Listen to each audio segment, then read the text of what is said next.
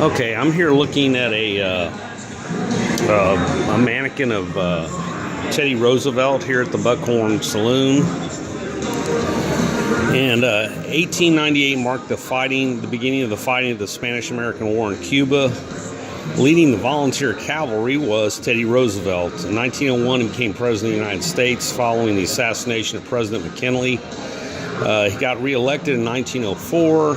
He said, I only want one term after that. Well, he started having hubris got to him, and he decided to run again. And the Republic, because he handpicked Taft as his successor.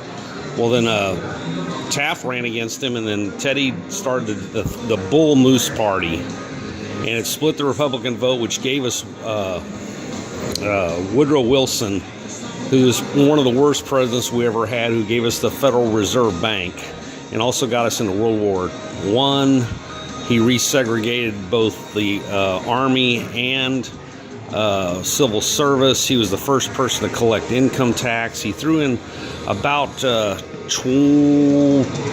50 people went into jail for about 20 years for throwing anti-war pamphlets. He created the American Seditions Act.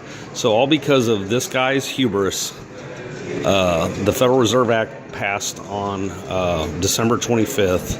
The only thing good I can say about Teddy Roosevelt is he established the national park system. His walk tall and carry a big stick was American imperialism. If you'll notice right here along his, it says U.S. Volunteers. Now, he came to San Antonio and specifically hung out at the Buckhorn Saloon and the Minger Hotel to get volunteers. He was basically going down there to hunt human beings. His charge up San Juan Hill was probably fictitious, much like a lot of rich aristocracy, which he was. The Roosevelts were aristocracy.